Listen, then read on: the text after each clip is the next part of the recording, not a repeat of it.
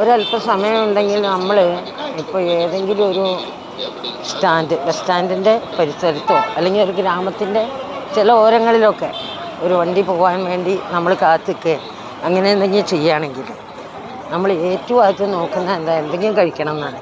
അപ്പോൾ അവിടങ്ങളിലൊക്കെ ഉള്ള പൊരിക്കട, തട്ടുകട, അവിടെയൊക്കെ പോയിട്ട് നമ്മൾ എന്തെങ്കിലും വാങ്ങി കഴിക്കാൻ നോക്കും. അത് എത്ര വൃത്തി ഉണ്ടായാലും ഇനി വൃത്തിയില്ലെങ്കിലും നമ്മളത് ചെയ്യും എന്നുള്ളത് ഉറപ്പാണ്. അതിനൊരു സുഖമുണ്ട്. ഇപ്പം ഞാനിപ്പോൾ ഈ കുറ്റിപ്പുറത്താണ്, ഇപ്പോൾ കഴിച്ചിറങ്ങിയിട്ടുള്ളൂ ചെറിയ കാശിന്. എന്നാലോ ഒരു കുഴപ്പമില്ലാതെ ഉള്ള വൃത്തിയിൽ ഒക്കെ അവർ തരും.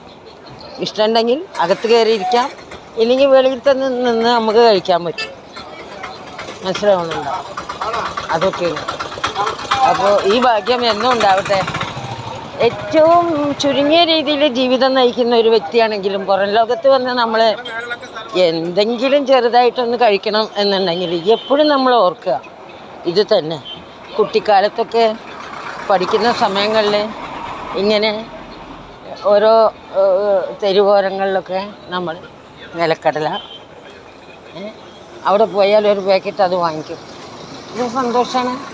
അപ്പോൾ അതാ നിലക്കടല അവിടെ കൊടുക്കുന്നുണ്ട്. ഞാൻ പണ്ടേ കുറ്റിപ്പുറം വരുമ്പോഴും ആ കച്ചവടക്കാരവിടെ ഉണ്ട്.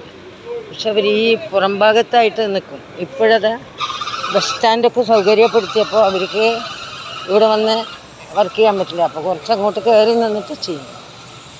ഇപ്പോൾ കുറ്റിപ്പുറം ബസ് സ്റ്റാൻഡിലോട്ട് പോയി അത് കഴിഞ്ഞ് ഇത് റെയിൽവേ സ്റ്റേഷനാണ്. ഇവിടെ പോയിട്ട് നമ്മൾ ടിക്കറ്റ് ബുക്ക് ചെയ്യാൻ വേണ്ടിയിട്ടാണ് ഇപ്പോൾ ഞാൻ പോകുന്നത്. കുറ്റിപ്പുറം റെയിൽവേ സ്റ്റേഷനൊക്കെ വളരെ പുരോഗമിച്ചിട്ടുണ്ട്. പഴയ കാലഘട്ടങ്ങളിൽ ഒന്നും പറയാൻ പറ്റില്ല. വൃത്തിയില്ല, വെടുപ്പില്ല, ഒന്നുമില്ല. ഇന്നങ്ങനെയല്ല കേട്ടോ. നമ്മുടെ മലപ്പുറം ജില്ലയിൽ സംഗതി പറയുകയാണെങ്കിൽ ഇപ്പോൾ നാഷണൽ ഹൈവേ വന്നു.